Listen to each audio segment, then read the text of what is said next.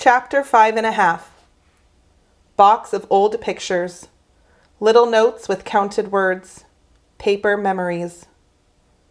Jess lay on her bed and looked through the shoebox of memories she kept on the top shelf of her closet. They were mostly pictures of her and Mark, pictures they'd taken together with his old camera. There were the notes, too. The notes they'd passed back and forth in school since kindergarten. The notes he'd left behind the brick under her window.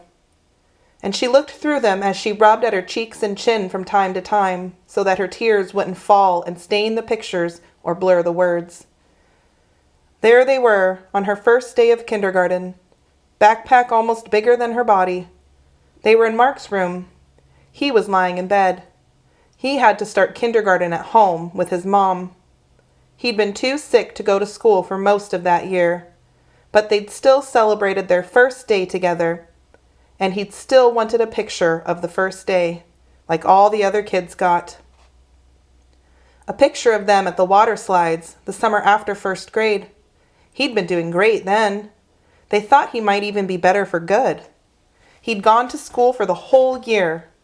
His smile, with their skinny arms around each other's shoulders, was big and healthy, just like hers. She liked that their skin looked different, his white, hers brown, but their smiles looked the same. Just happy kids. Third grade, a party at school to welcome him back.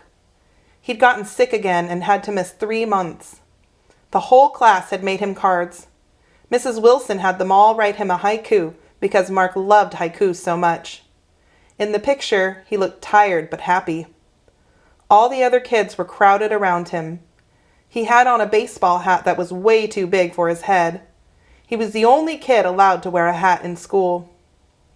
Fourth grade, posing in their soccer uniforms before their first game. They both looked so excited. It had been Mark's best year. He hadn't been sick at all.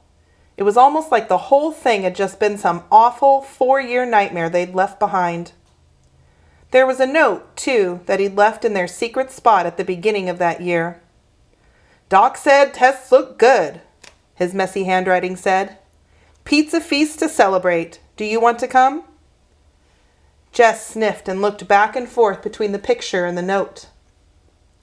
Next was a postcard, one he'd given her the summer before 5th grade. Mark had gotten so into mountain climbing that summer.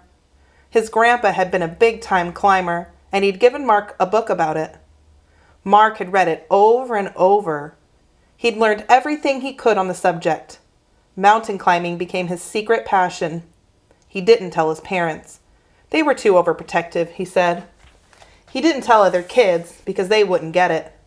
He was too small, too sickly to climb mountains. But he told Jess. He told Jess everything.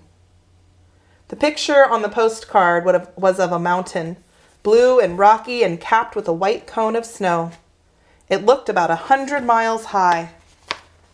Under the picture, in fancy purple words, it said, "Mount Rainier." Jess turned the card over to read the one word Mark had written on the back. Someday. The last note, other than the one still stuffed in her pocket, was from only a few weeks before. It was short and sloppy. "Absent tomorrow. Bad headaches are back again. Doctor wants more tests." She should have known. Really, she had known. She just wouldn't admit it.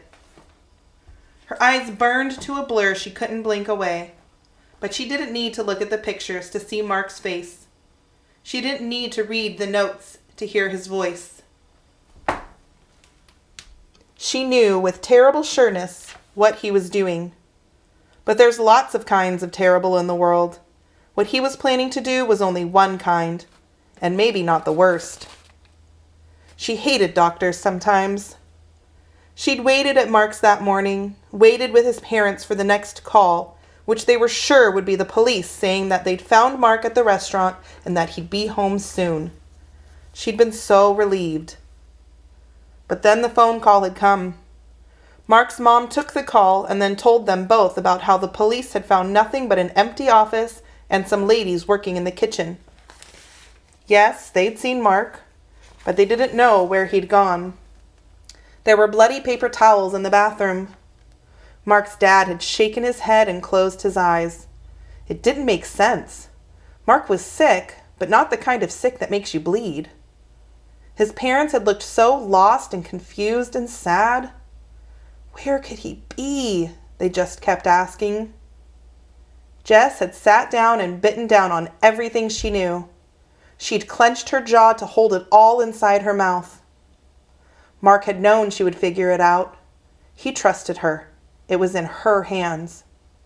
Should she bring him back and save him? Or save him and let him go? It wasn't fair. To be so sad and so confused at the same time. She had too much to decide and too much to feel. She was lost. What should a friend do? How to help when helping and hurting are the same?